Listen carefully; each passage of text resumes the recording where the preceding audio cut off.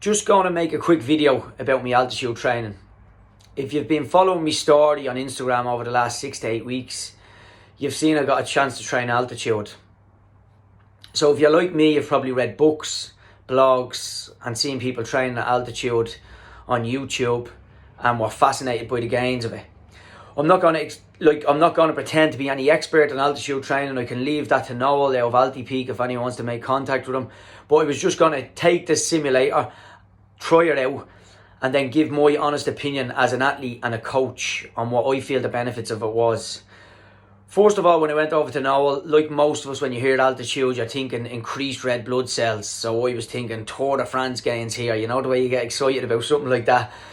But Noel quickly told me when I was taking the simulator off him, he says you need to be living at altitude constantly to increase red blood cells.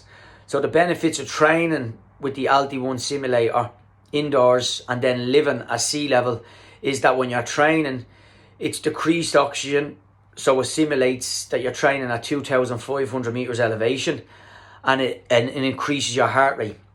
So rather than me taking the simulator and just figuring out how will I make gains on this by lasting longer in my sessions, sure most people can do that, I was going to get a little bit more scientific about it and try work off heart rate.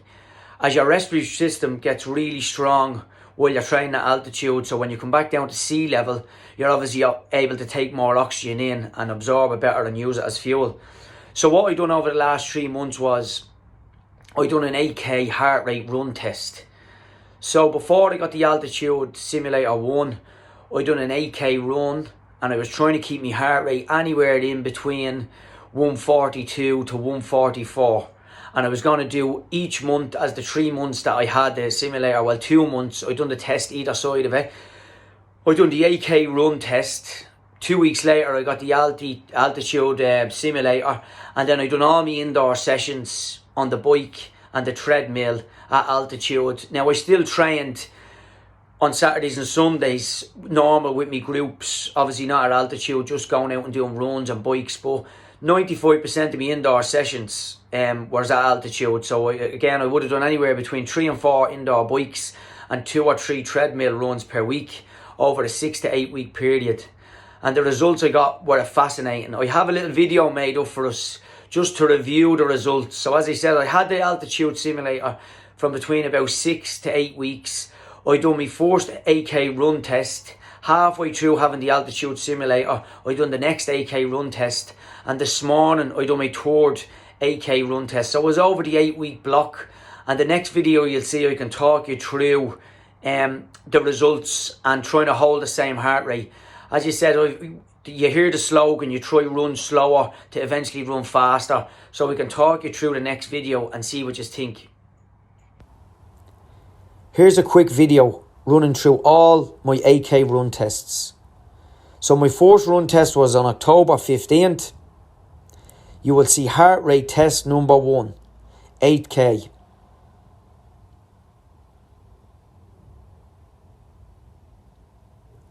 Run test number 1 on October 15th, I ran the 8k in 38.05, holding a pace of 4:46.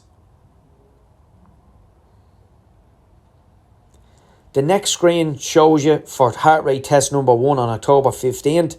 I held an average heart rate of 144.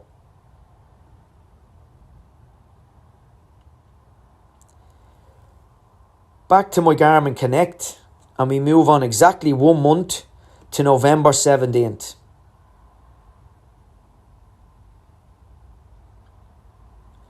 You will see heart rate test number 2, November 17th, 8k.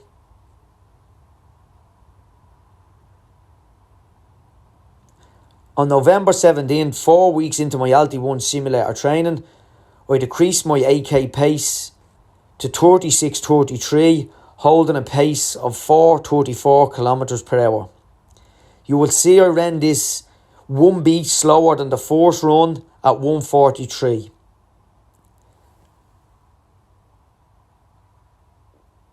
Now we step on to today's run. 8 weeks into my Alti1 simulator training and the third 8k run test, December 18th. It's important to remember I ran all 8Ks in the same loop to replicate each test. December 18th, 8K run test. I ran the 8K in 35:34 and held a pace of 4:27, which is 19 seconds quicker per kilometre. I held a heart rate of 145 in today's final 8K run test.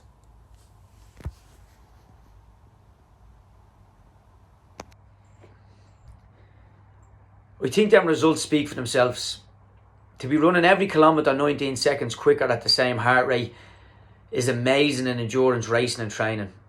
Anyone that knows anything about this sport knows that if you get your hydration and fuel correct and keep your heart rate low, you're onto a winner come race day. Here at KyoFit, we've been aerobic based building through the winter either way, as we all went over to Sean, our Health Matters, and got our VO2 max done on the treadmill and the bike. I just feel I had advantage over most, and my results progressively got better as I replicated training at 2,500 metres, and I was able to recover as well with the Alti-1 simulator. I feel this Alti-1 simulator will be the next gadget to have in your man cave. Whether you're a runner, a cyclist or a triathlete and are lucky enough to have a treadmill, a bike or both, if you can have the Alti-1 simulator and replicate training at altitude, you'll see the results come quicker than most. If you want to make contact through me or Noel at Altipeak, you will get a KyoFit discount, and look forward to hearing the reviews on the video, and any more questions, feel free to ask.